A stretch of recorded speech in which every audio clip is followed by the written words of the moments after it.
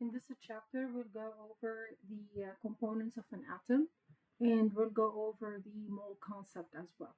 So, to start, an element is a pure substance that is composed of only one type of atom, and it is the fundamental building block of the matter. If you go, guys, to eCampus, this is the second chapter. There are two periodic table files that I posted, one with no names, the other one with names. Please make sure that you open those up when we are going through this chapter and make yourself familiar with the elements of the periodic table. So if you take a look at the periodic table, this one is without names. You can have both in the exam, no problem. So you don't have to memorize the names of these elements, but all of these are elements of the periodic table. Now, elements cannot be broken down into simpler substances by any ordinary chemical means. Like, for example, you have carbon, nitrogen, oxygen, boron. All of these are, we call them elemental atoms. So all of them are elemental atoms there. And all of those, they cannot be broken down into simpler substances. So all of these, boron, sulfur, these are elemental atoms. Okay. And then you have the diatomic elements. These are simply molecules that they cannot exist as one. So when I say hydrogen, hydrogen is a diatom, and it is an element. Why we call it an element rather than a compound? Because it's made up of two hydrogens. These are the same atoms in there. So hydrogen, oxygen, nitrogen. We'll give more examples in there. Iodine. So when we say iodine, iodine exists as a diatom. Fluorine, this exists as a diatom. Bromine, this exists as a diatom as well. So there's nothing called a Br. So this exists as a diatom if it stands alone. Fluorine, chlorine as well. All of these, they do exist as diatoms. So all of these, they are called, we call them elemental molecules. So these are called elemental molecules. Okay. So hydrogen is not a compound. Hydrogen is an element. Oxygen is an element, even though it's made up of two atoms in there, but the atoms are going to be are actually the same. So all known substances on Earth, probably the universe, these are formed by the combination of more than 100 elements in the periodic table. On the other hand, compounds. So what are compounds? Compounds, they are formed whenever two or more different elements are bonded to each other. These are chemically bonded to each other. Compounds can be decomposed into two or more simpler substances. For example, water. Water can be decomposed into hydrogen and an oxygen. This is why you know it's a compound, because if you take a look at water, water is made up of more than one element. This is the definition of a compound. And the elements are different. Sodium chloride, on the other hand, this is stable salt, and this is decomposed. This can be decomposed into sodium and chlorine, and these are two different elements as well. So, by definition, what makes the element different than the compound is that the element cannot be decomposed into simpler substances, but compounds, they can be decomposed into simpler substances. And then we have the concept, which is the atom. We said last time that the atom is the smallest particle of the element. So the element is made up of atoms in there. And the element is made up of a bunch of atoms, and the atom is the smallest particle of the element that can exist. It's the smallest unit of the element that can enter into a chemical reaction. If you look at the periodic table, that is actually chapter number 3, where we are going to classify the elements in the periodic table into different categories. But for now, these elements are classified into three main categories, which are the metals, the nonmetals, and the metalloids. Most of the elements in the periodic table are metals. And the metals, they are represented by the gray shade. And then the non-metals, this is represented by the dark orange shade. And the yellow one is between the non-metals and the metals. These we call them metalloids or semi-metals. These have the properties between metals and non-metals. So these are the three categories of the elements that are present in the periodic table. Every element in the periodic table is normally represented by a unique symbol. So if you can see here, hydrogen is represented by an H, lithium by an Li, beryllium by a Be. So this is a unique symbol that belongs to a specific element.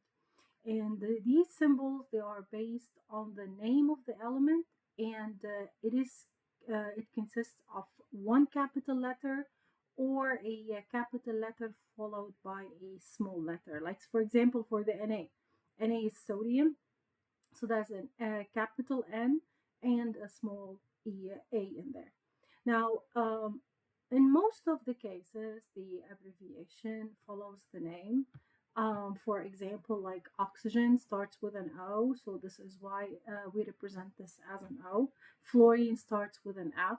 Neon starts with an N, but we cannot say N because N means nitrogen, so we have to differentiate neon from nitrogen, so this is why we say an Ne. Guys, please pay attention. It's the first letter, which is a capital one, and then the second one is the small one in there. Some of the elements in the periodic table, they go by their Latin name. So the abbreviation follows the Latin name. So for example, mercury, we don't call mercury, or we don't abbreviate mercury by Me, we abbreviate it by Hg. Same thing for silver.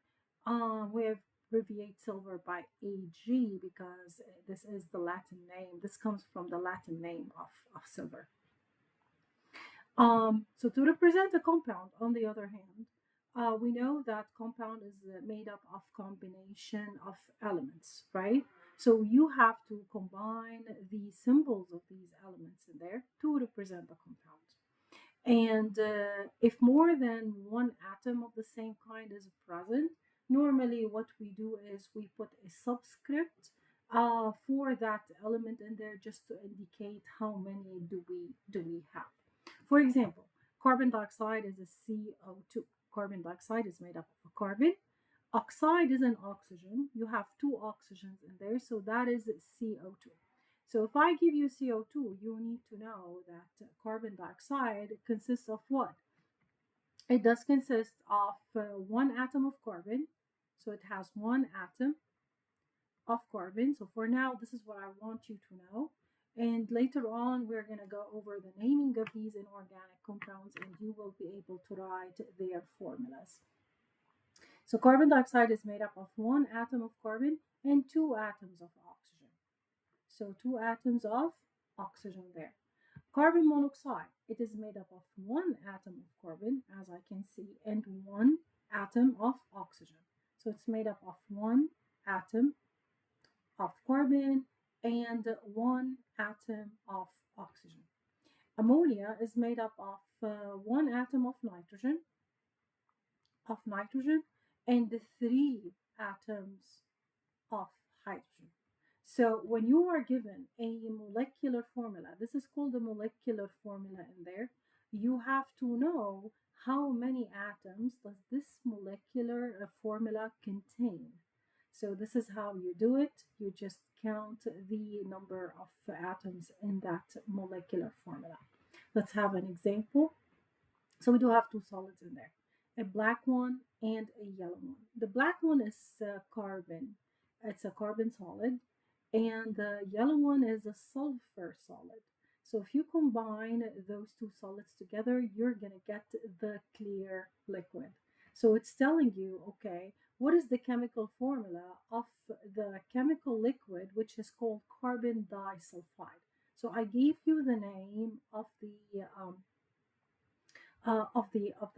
the liquid in there, and it says that for every two atoms of sulfur there is one atom of carbon in there. So I'm telling you that the compound that results when carbon reacts with sulfur is carbon disulfide, and carbon disulfide has one atom of carbon and two atoms of sulfur. So we want to put this into a molecular formula. So this is the one atom of carbon and two atoms of sulfur. So it's going to be a CS2.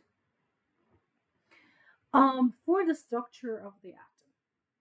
So we know that atoms, these are the tiniest, these are the tiniest particles of matter, right? All matter, they are made up of atoms.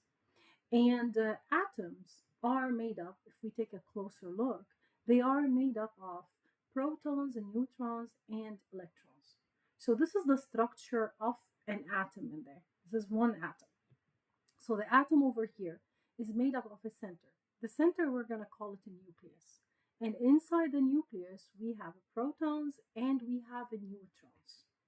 Okay? Now, the charge for the proton is always +1. This is the charge for the proton. And the charge for the neutron is 0. So neutrons have no charge.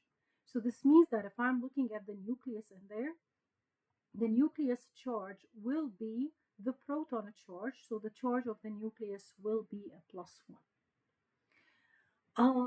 With respect to the mass of the proton and the neutron, how much they weigh, um, because the protons and the neutrons, they are very, very, very, very, very tiny, and there is no way we can mass them out. So what we do here is that we use a relative mass. Okay, so we use a relative mass in order to relate the protons and the neutrons and the electrons to each other, just to figure out how much they weigh with respect to each other.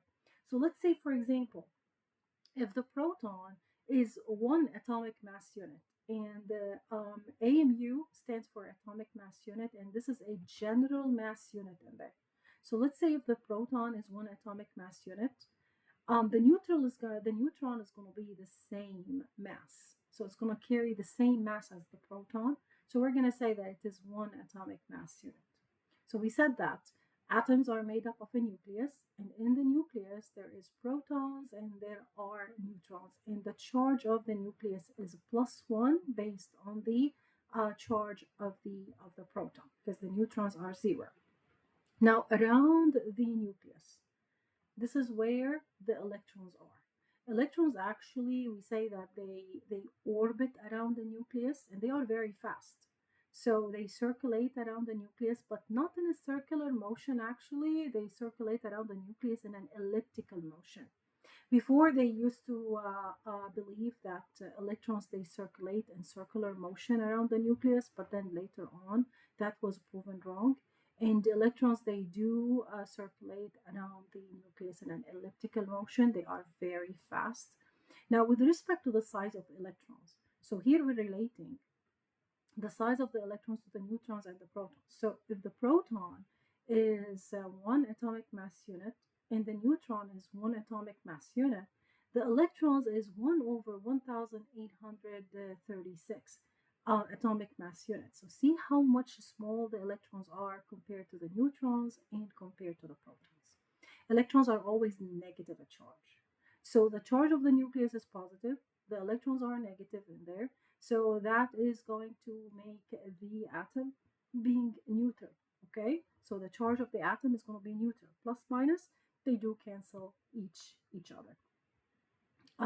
You can have this table over here as well in the cheat sheet and the exam. Guys, the cheat sheet, I post that at the end of the chapter, and it is found on eCampus. So you can find that, you can print it and bring it to the exam. There are, if you look at the periodic table, so let's open the periodic table over here. So the periodic table has a bunch of numbers. So you have the symbol of the element, right? So for example, lithium. And then next to lithium there, you have a top number and a bottom number.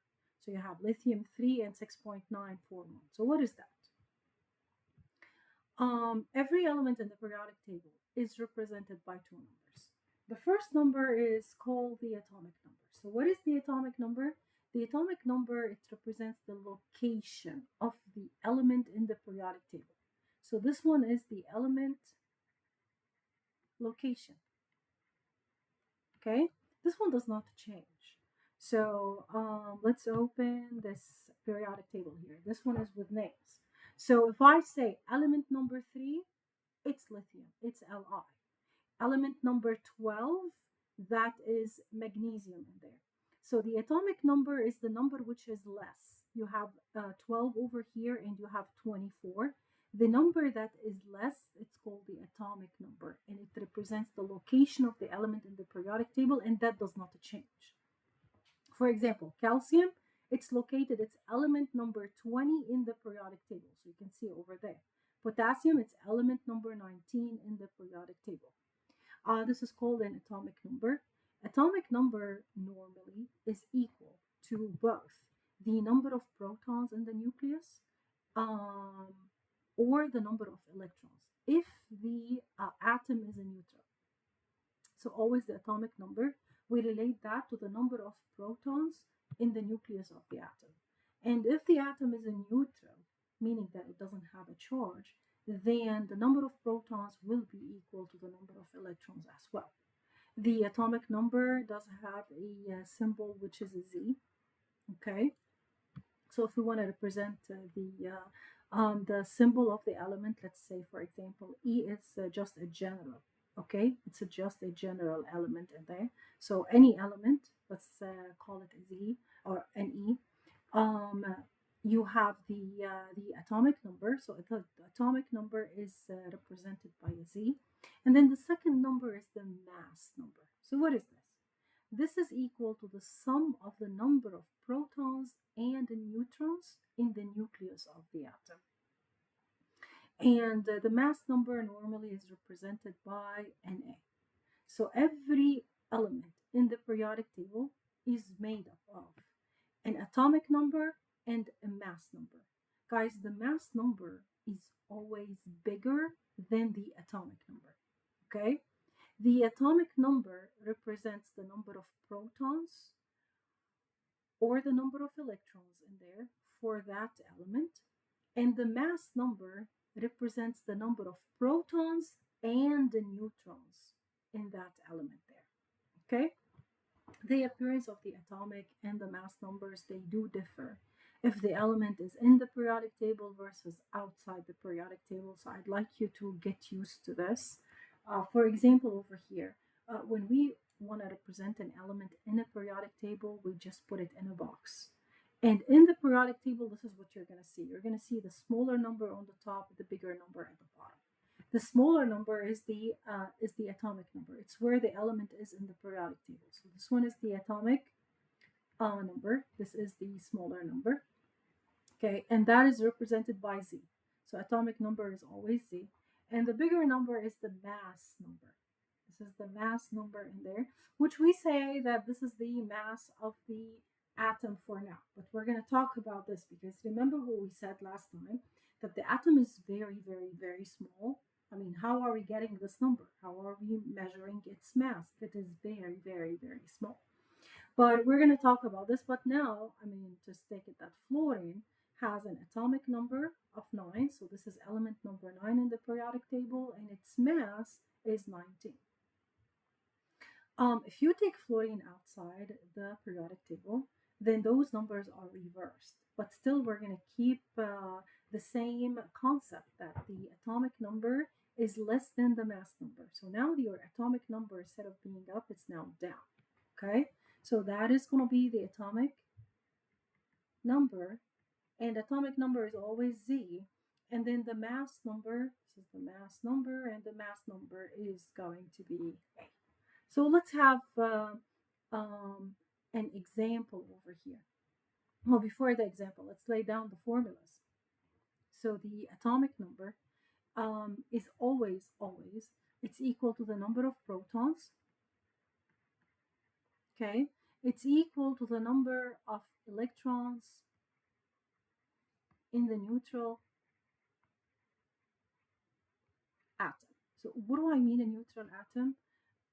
All the elements in the periodic table are neutral. So whenever they are in the periodic table, they are neutral. They don't have a charge, like lithium, beryllium, magnesium, sodium. There is no charge on them. If there is no charge, then this means that the number of protons is equal to the number of electrons is equal to the atomic number.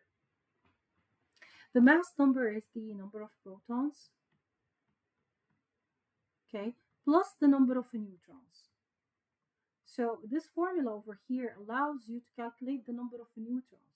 So the number of neutrons for the atom is equal to the mass number, okay? So it's equal to the mass number, just rearrange. Mass number minus the number of protons, which is the atomic number. So the mass number minus the atomic number, okay? Let's have an example. So hydrogen 1,1. Remember when I said that if you take it out of the periodic table, then the mass number is on the top, the atomic number is on the bottom. Well, for hydrogen, honestly, it doesn't matter because both they are one. Okay, so to calculate the number of protons, we said number of protons is equal to the atomic number. Hydrogen is a neutral, so that is the same as the number of electrons. So the number of protons here is equal to 1. The number of electrons is equal to 1. And the number of neutrons, you take the mass number, you subtract it from the atomic number. And that is 1 minus 1, so it's equal to 0. So I would say, okay, hydrogen has 1 proton, and it's a nucleus. It has 1 electron around the nucleus, and it has 0 neutrons in the nucleus. Remember that atomic number is where the element is in the periodic table, and that does not change.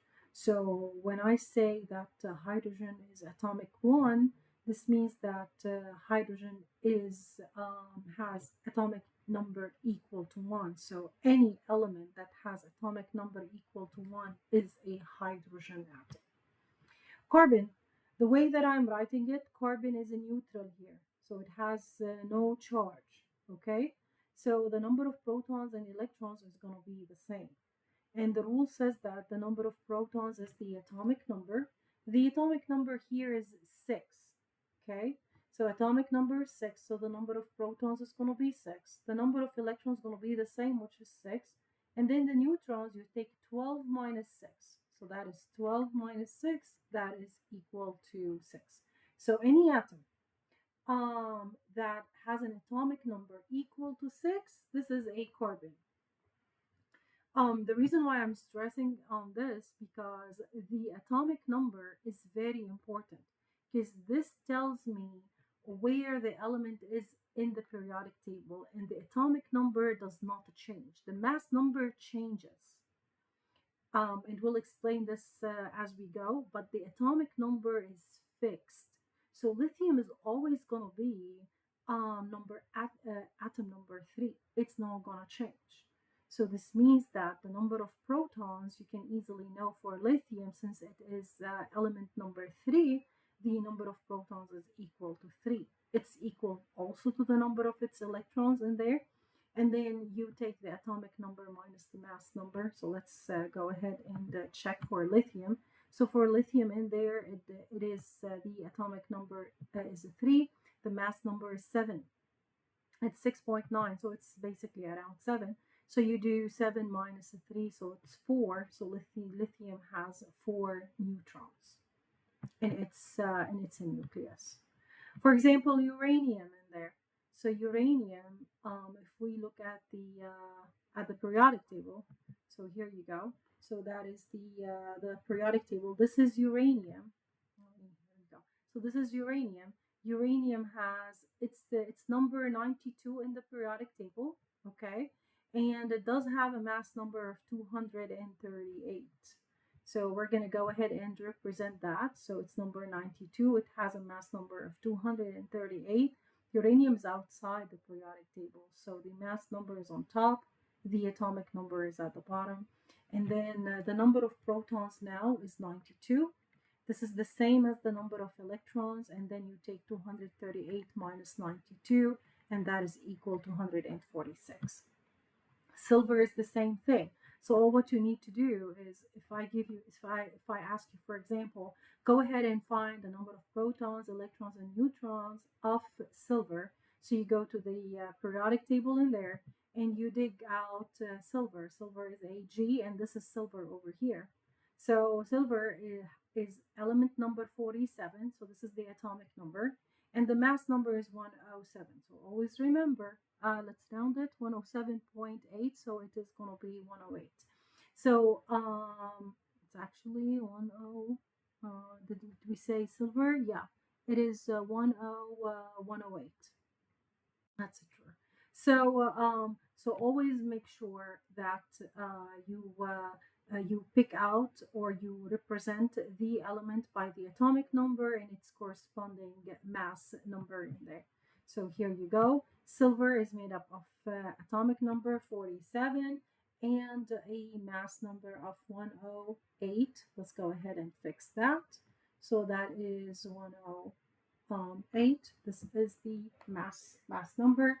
So we're going to go ahead and do 108 minus 47. Okay, 108 minus 47. And that is equal to 61. And this is the number of neutrons. Okay, so let's go ahead and now define isotopes. So what are isotopes?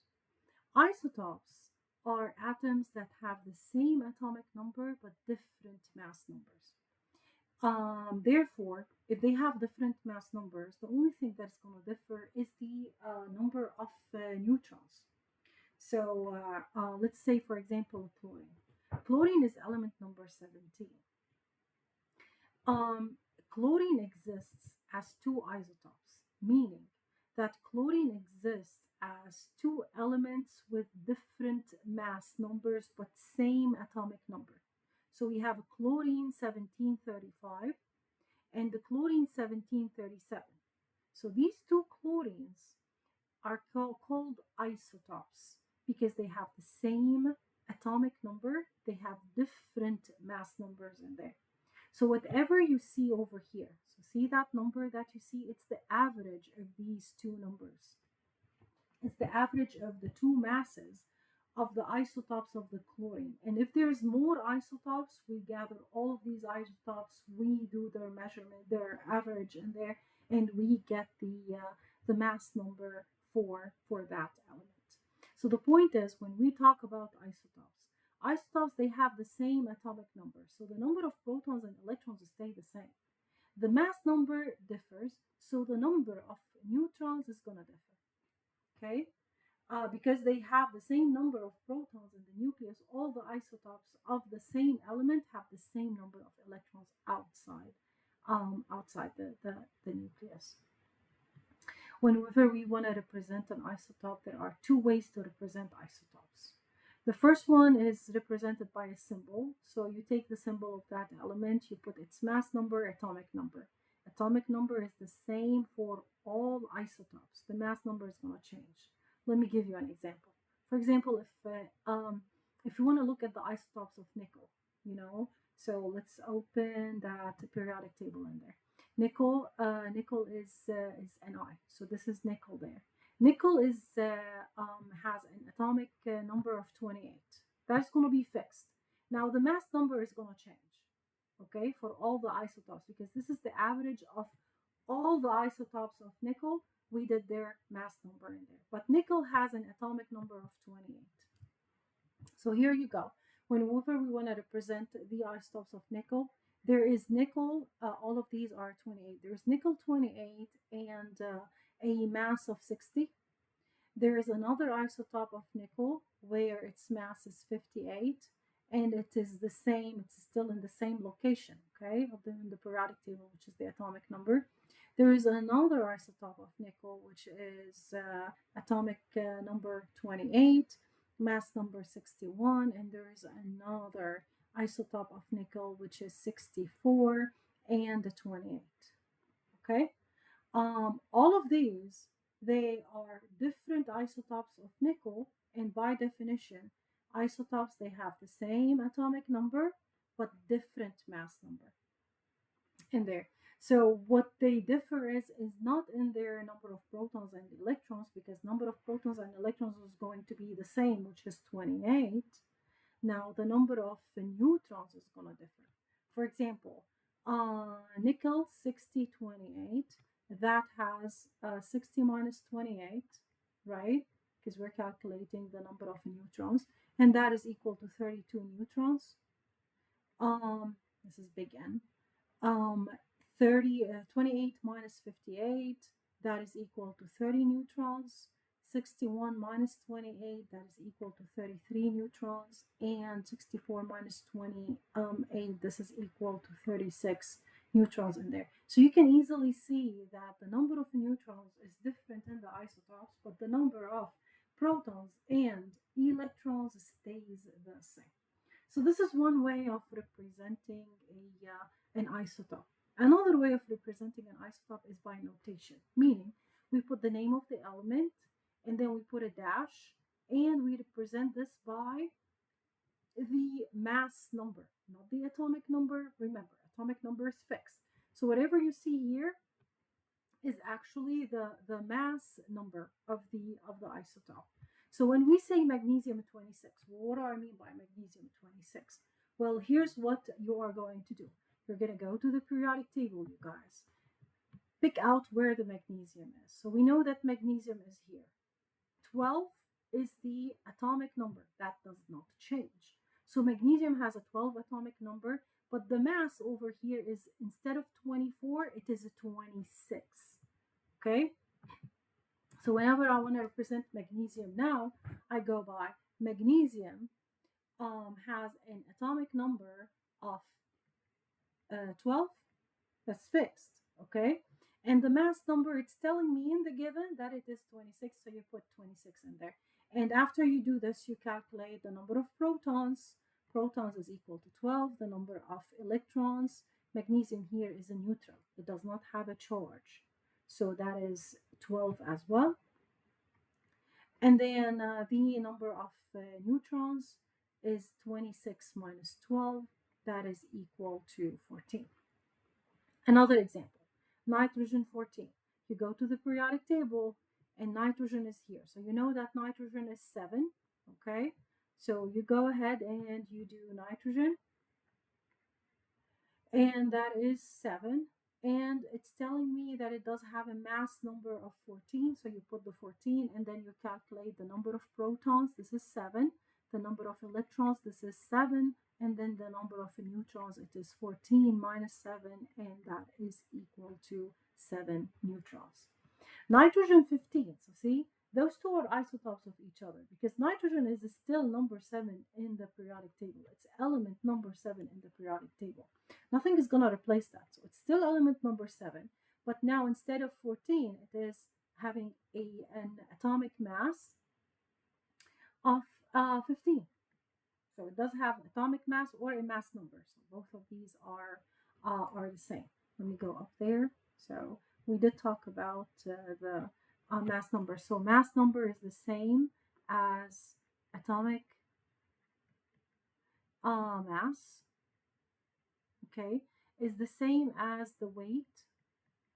Is the same as the atomic weight. So all of these are representations for the mass number. Okay, so just make sure to know that the mass number is the same thing as the atomic weight, is the same thing as the atomic mass. All are the same. Okay, so here you go. So we're gonna go ahead and do exactly the same. The number of protons for the nitrogen 50 is equal to 7 protons. It's 7 electrons, and it is 8 neutrons. So notice, like for these two isotopes, the number of protons and electrons is the same, but the number of neutrons is different. Another example of isotopes, I mean, most of the elements, they do exist as isotopes in the periodic table. Like, for example, hydrogen. Hydrogen is not just hydrogen in there, no. It does exist as a deuterium, and it does exist as a tritium. The deuterium has a symbol D, tritium has a symbol T. And all of those, they do have the same atomic number, which is 1. So 1 is the atomic number, but the mass number differs. Deuterium is heavier. It does have a mass number of 2. This is known mass number of 2. And the tritium has a mass number of 3 in there. So if I look at the proton, at the hydrogen, this is the protium. This has a number of proton equal to 1 and a number of a neutron that is equal to 0. And for deuterium, it does have the number of protons. So that is 1 proton and 1 neutron. So you can see the proton, which is the blue color, and the neutron, which is no, actually it's the opposite. The neutron, the proton. So this is the P and that is the N. Okay, so that is the P in here. There is no N for hydrogen on 1. And then for the tritium, we do have 1 proton and we have 2 neutrons in there. So you have the 2 neutrons. These are the neutrons, and here I do have the proton. Same thing for carbon 16, oxygen, or carbon, which is carbon 12, 13, 14. These are the isotopes of carbon. This is carbon 12, carbon 13, carbon 14. All of those are isotopes, and the atomic number is still fixed. It's 6 in there. So you can easily see the number of neutrons that differ for the different isotopes of carbons. Oxygen also exists in 3 isotopes: oxygen 16, oxygen 17, and oxygen 18.